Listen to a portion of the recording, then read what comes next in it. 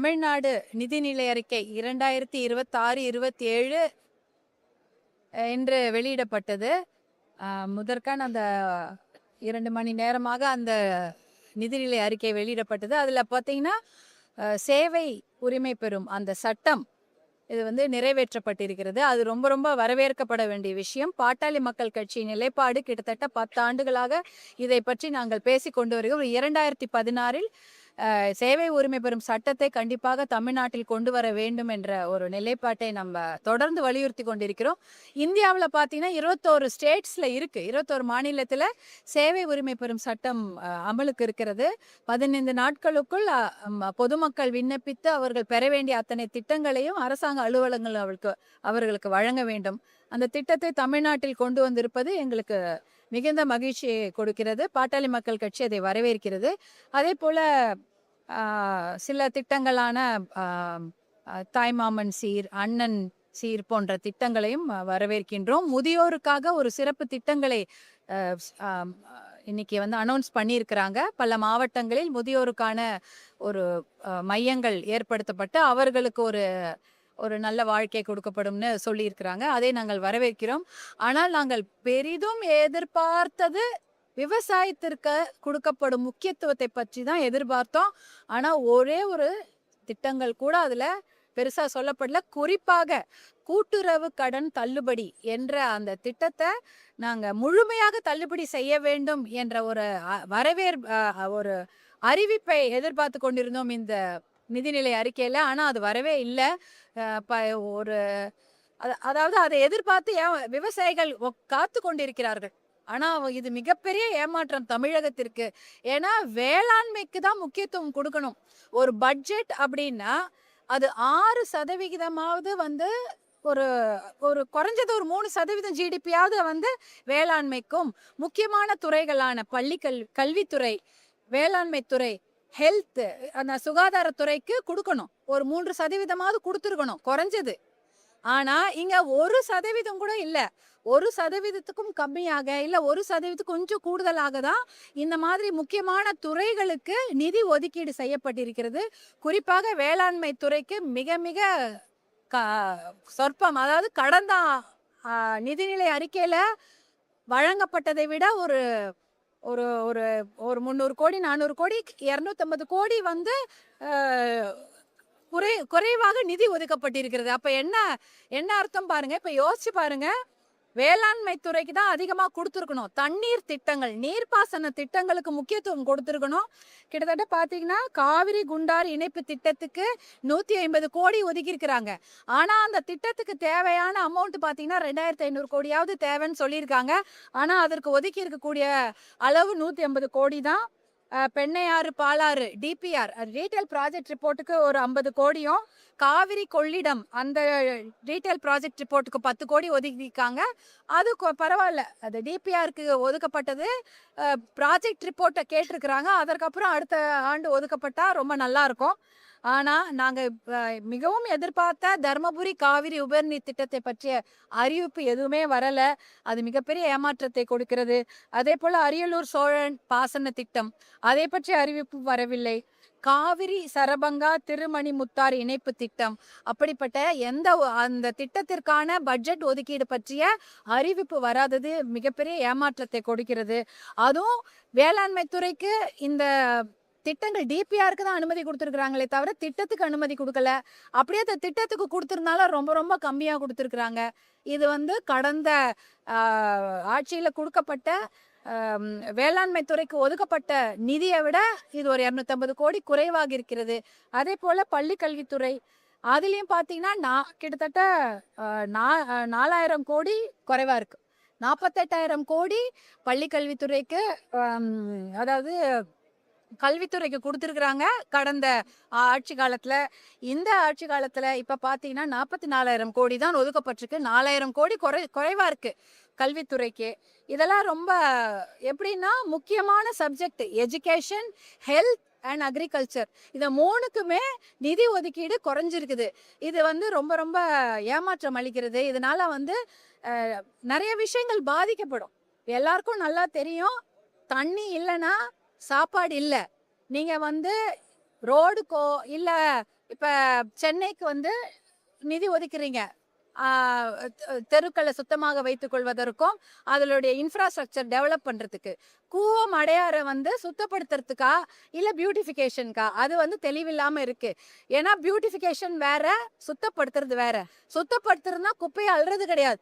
கொட்டுற குப்பைய தடுத்து நிறுத்தினாலே கூவம், அடையாறும் சுத்தமாகிவிடும். அதுதான் மெயின். கூவம், அடையாறுக்குலாம் என்ன சுத்தமாகுது? மக்கள் வெளிவிடக்கூடிய அந்த ட்ரைனேஜ அங்க கொண்டு வந்து கொட்டுறதும், பக்கத்துல இருக்கக்கூடிய நெறைய தொழிற்சாலைகள்ல இருந்து கழிவு நீரும் தான் இந்த கூவம், அடையாற மாசுபடுத்துது.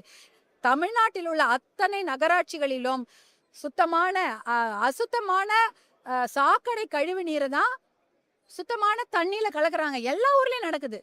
சென்னை மட்டும் இல்ல, தருமபுரியிலே அதான் நடக்குது. ஆற்று நீரில் மாசுபட்ட கழிவு நீர் கலக்கிறது.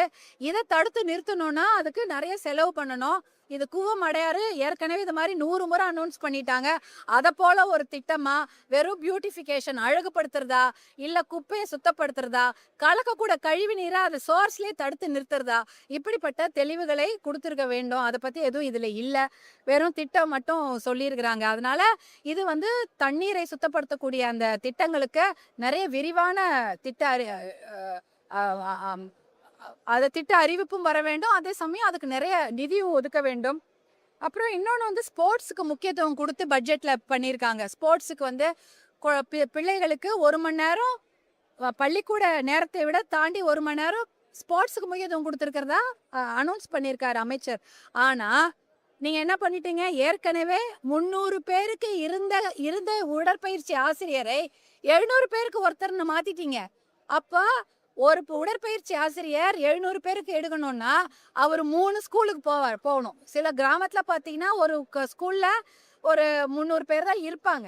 அப்ப அந்த உடற்பயிற்சி ஆசிரியர் 3 ஸ்கூலுக்கு போவாரா, 3 இடத்துல இருப்பாரா? எனக்கு அது தெளிவில்லாம இருக்குது.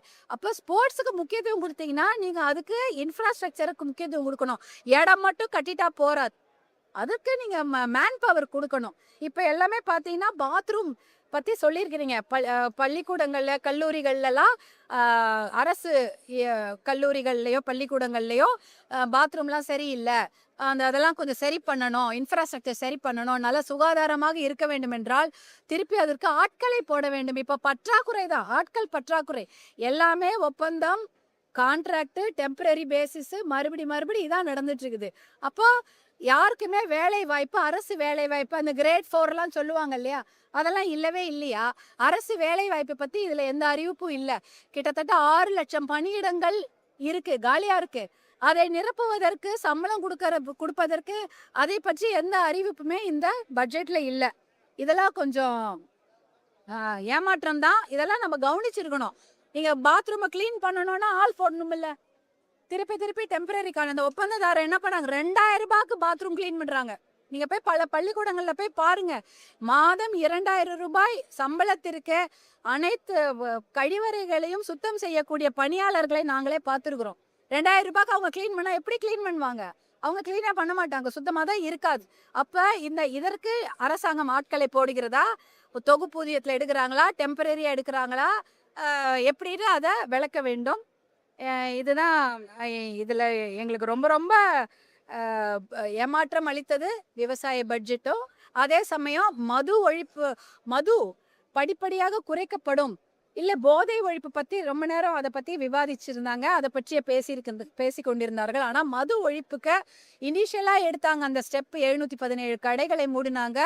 ஆனா இன்னைக்கு அதை பத்தி எந்த ஒரு அறிவிப்புமே பட்ஜெட்ல இல்லை.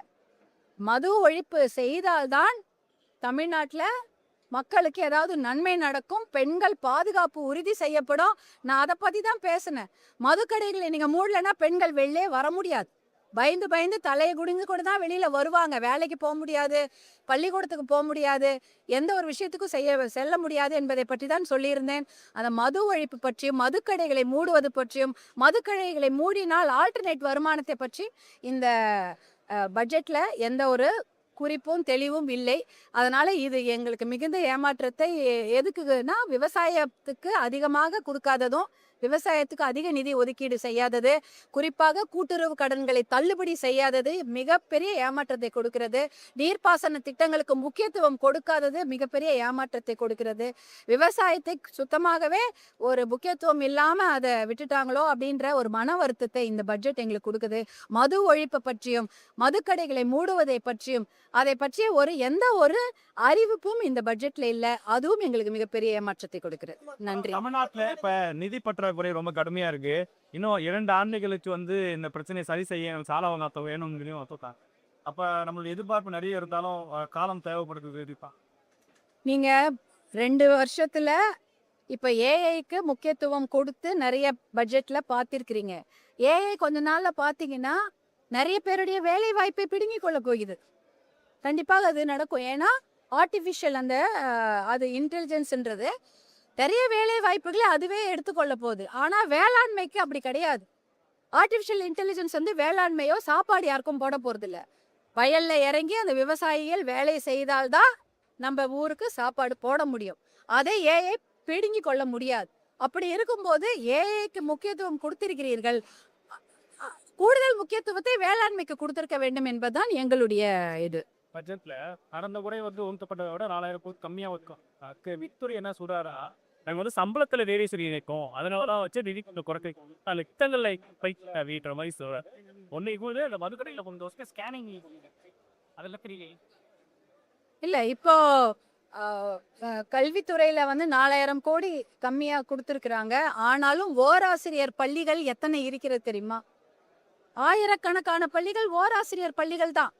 1வதுல இருந்து அது தொடக்க கல்வி, 1வதுல இருந்து 5வது வரைக்குமே ஒரு 25-30 குழந்தைங்க படிக்கிறாங்கன்னா ஒரு ஆசிரியர் வைத்துக்கொண்டு என்ன பண்ணுவாங்க? அது ரொம்ப கஷ்டம். அந்த ஒரு ஆசிரியரே தலைமை ஆசிரியராகவும் இருப்பாரு, அவரே தான் அங்கன்வாடியில போய் சமைக்கவும் செய்வாரு. இதே தான் வேலை. அவங்கள திடீர்னு மீட்டிங் கூப்பிடுவீங்க, மீட்டிங் கூப்பிட்டா போகணும். அதே சமயம் ஆசிரியர்கள் வைத்து தான் பல வேலைகளை அந்த பகுதியில் செய்ய போறீங்க. அப்போ ஓராசிரியர் பள்ளிகள் ஆயிரக்கணக்கான பள்ளிகள் இருக்கிறது. அப்படி இருக்கும் பொழுது அதுல கூடுதலாக ஆசிரியர்களை நியமித்து அவங்க பசங்களுக்கு பள்ளிக்கூடத்திற்கு தொடக்க கல்விக்கு முக்கியத்துவம் கொடுத்திருக்க வேண்டும். அதுதான் பண்ணியிருக்கணுமே தவிர அதனால அதிகமாக தான் பட்ஜெட் செலவு பண்ணியிருக்கணும். ரொம்ப கம்மி, 1% கம்மியா தான் இருக்குது பட்ஜெட். இதுல இருக்குது இப்ப அது மதிப்பீடு எங்க கட்சியில பாட்டாளி மக்கள் கட்சியில மருத்துவர் அன்புமணி அவர்கள் அவர் மதிப்பீடு இருப்பாங்க. இப்ப